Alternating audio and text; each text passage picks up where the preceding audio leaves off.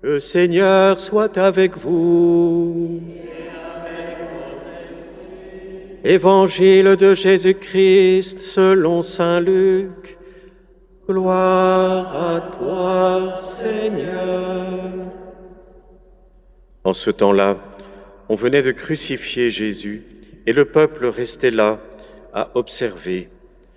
Les chefs tournaient Jésus en dérision et disaient « Il en a sauvé d'autres, qu'il se sauve lui-même, s'il est le Messie de Dieu, l'élu. » Les soldats aussi se moquaient de lui. S'approchant, ils lui présentaient de la boisson vinaigrée en disant « Si tu es le roi des Juifs, sauve-toi toi-même. » Il y avait aussi une inscription au-dessus de lui. « Celui-ci est le roi des Juifs. » L'un des malfaiteurs suspendus en croix l'injuriait. « N'es-tu pas le Christ? Sauve-toi toi-même et nous aussi. » Mais l'autre lui fit de vifs reproches. « Tu ne crains donc pas Dieu? Tu es pourtant un condamné toi aussi. Et puis pour nous, c'est juste. Après ce que nous avons fait, nous avons ce que nous méritons. Mais lui, il n'a rien fait de mal. » Et il disait, « Jésus, souviens-toi de moi quand tu viendras dans ton royaume. » Jésus lui déclara, « Amen, je te le dis, aujourd'hui, avec moi, tu seras dans le paradis. » Acclamons la parole de Dieu.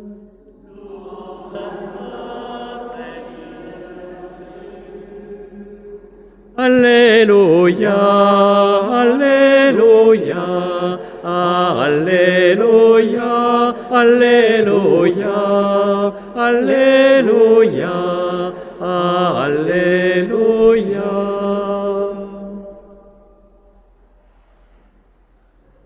Nous célébrons cette solennité du Christ, roi de l'univers.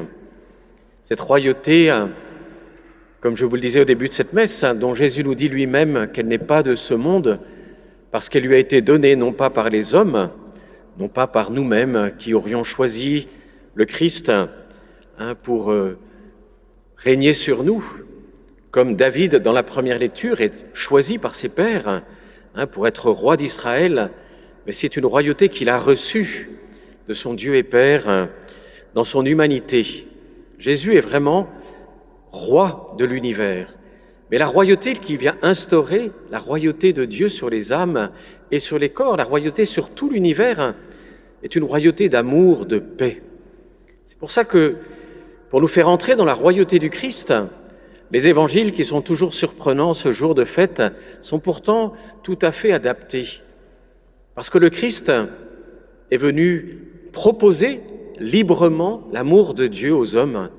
Il est venu librement nous inviter à entrer dans cet amour. Et face au mal, Dieu va résister au mal des hommes jusqu'au bout en donnant amour pour tout le mal qui lui est fait. Il ne va pas laisser le mal avoir le dernier mot. Bien sûr, quand on contemple ce mystère de la croix du Christ, on est peut-être dans l'étonnement, on peut être devant ceux qui ont vu certaines dans le monde cinématographique, comme le film de Mel Gibson et bien d'autres, des représentations de la Passion. On est surpris de voir tout ce que le Christ, par amour, a souffert pour nous. Mais c'est parce que Dieu, en aucun cas, n'a voulu forcer la liberté des hommes. Et c'est pour ça que face à nos difficultés, face à notre difficulté à répondre à l'amour de Dieu, le Christ est toujours là, dans la douceur. Il est là dans la douceur parce qu'il veut nous conduire progressivement, travailler nos âmes progressivement à dire oui à l'amour et donc à renoncer par conséquent, à accepter ce combat intérieur contre l'orgueil, l'égoïsme qui sont en nous, contre l'hédonisme, les tendances de la chair à ne chercher que son propre plaisir. Alors, on est toujours, encore une fois, surpris parce que nous avons à proclamer une royauté qui ne sera jamais selon les critères du monde. Le Christ n'a pas voulu de son vivant, il a même fui de son vivant partout, tous les moments où ceux qui l'entouraient, ou le peuple qui l'entourait, aurait voulu une royauté temporelle. Pour nous faire comprendre que la vraie royauté dans laquelle nous avons à entendre, c'est de faire que Jésus soit roi de notre cœur. Pour que la royauté du Christ s'étende, il ne s'agit pas d'avoir, voyez, des guerres, une de plus, un exercice du pouvoir, une fois de plus, pour soumettre et créer une fois de plus toutes ces divisions qu'il y a entre ceux qui règnent et ceux qui sont opprimés. Mais bien plus, c'est nous-mêmes d'accueillir le Christ et de faire le choix dans notre vie de l'amour de Dieu et de l'amour du prochain. La vraie royauté du Christ, elle passe par les saints, elle passe par tous les chrétiens et les chrétiennes qui choisissent, là où ils sont, dans leur famille, dans leur foyer, dans leur travail, dans les lieux d'école, dans les lieux publics, de pardonner, de faire que l'amour soit plus fort que la haine, que l'amour soit plus fort que la division. On le sait, ça n'est pas facile. On le sait bien, par expérience. Tous nous avons soif d'aimer et d'être aimés. Tous nous avons soif effectivement de vivre cet amour. Mais le chemin qui y conduit, nous le savons, est un chemin de maturité humaine, spirituelle, dans laquelle nous avons justement à choisir le pardon, à choisir la solidarité. Et pour cela, c'est un des sens profonds de la messe.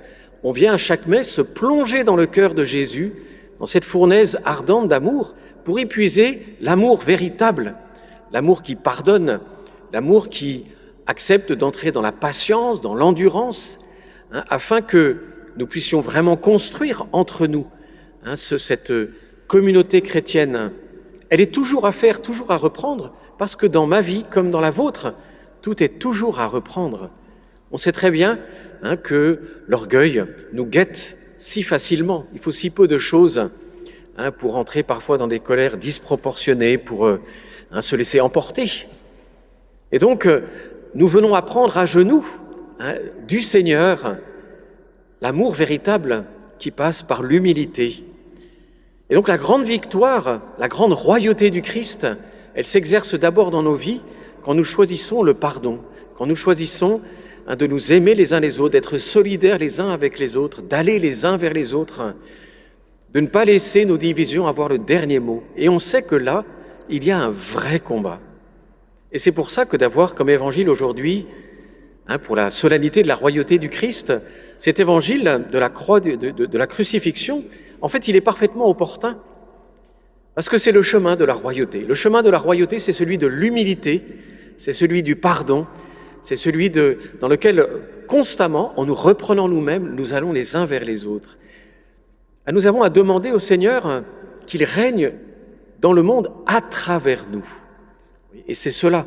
La royauté du Christ, c'est pas Jésus vient, écrase-les tous parce qu'il m'embête, parce que j'en ai marre, parce que ça, c'est encore notre orgueil qui parle.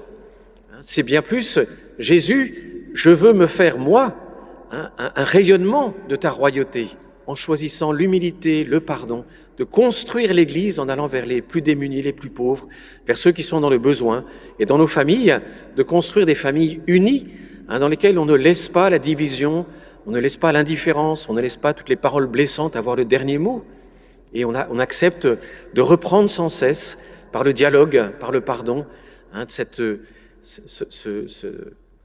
de créer ainsi et de cette façon-là la famille. Alors demandons au Seigneur que chaque Eucharistie soit pour nous l'occasion, c'est un des sens, vous voyez, de se mettre à genoux quand on le peut, c'est de dire Seigneur, j'ai besoin de cette humilité pour que ton amour entre dans ma vie, pour que ton amour dans ma vie, dans mon cœur, dans mes actes, là où je suis, puisse être plus fort que toutes les divisions, que tout ce qui peut venir l'obscurcir. Alors demandons au Seigneur de nous venir en aide et de nous aider à faire que cette royauté qu'il veut vivre en nous soit vécue à travers nous, à travers nos propres engagements de vie chrétienne. Amen.